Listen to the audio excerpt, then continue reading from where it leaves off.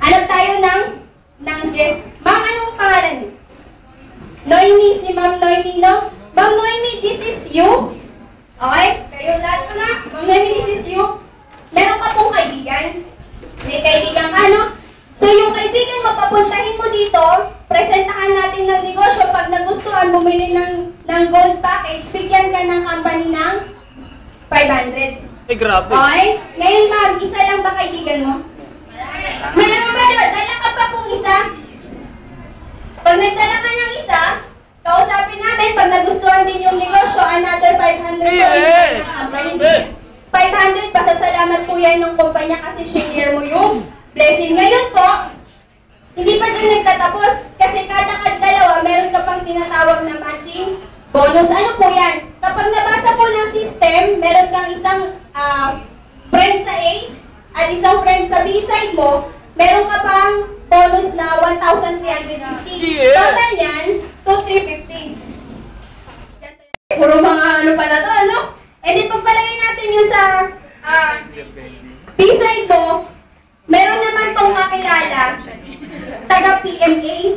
Okay, kaklase niya PMA na ang tatay niya taga-Camp Crame, lupon ng mga sundalo. Siyempre, ang mga sundalo, pababa niya, nandiyan na yung mga pulis, MMDA, pababa na, tanod. Okay?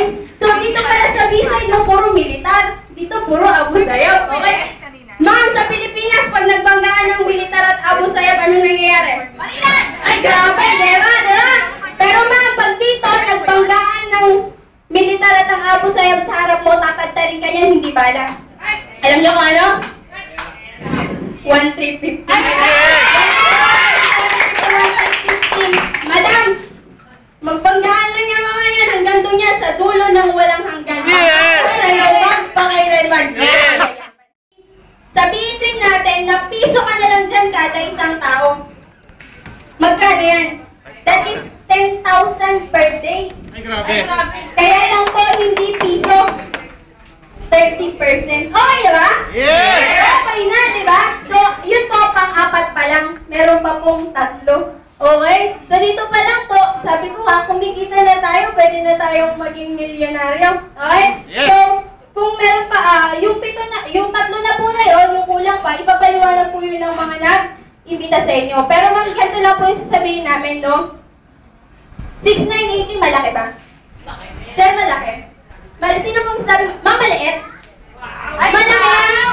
Malaki yan. Ma'am, malaki yan kung tingin mo dyan, gastos. Kung tingin mo dyan, problema. Pero kung titignan mo yung nasa likod niyan, ay hindi yan malaki. Bakit? Kasi ang mga OFW pumupila doon sa opisina. Saan ba yun? Sa POEA, 20,000 nilalabas, pero hindi sila nalalakayan. Bakit? Kasi akala nila pera nasa ibang bansa. Ang tinitignan nila yung kapalit, hindi yung labas. Ano ito? 7,000 lang, pwede ka nang magnegosyo. Okay? Ang gagawin mo lang, sir, mag-decide. After you decide, mag-take ka ng action. Kasi merong mga tao, enroll ka? Hindi. Di ba? So, after you decide, and then you take action. Paano ka mag-take ng action? You join, you buy the product, you invest, kasi negosyo. After you invest, tutulungan ka namin kung paano yan mabawi, paano yan paikutin, at paano yan palaguin, provided with training. So, yes! Ayan. So, yun lang po yung may share ko sa inyo. Ako pala si Jane. Ibalik na natin sa ating MC. Thank you sa pakikinig and God bless po. Yes!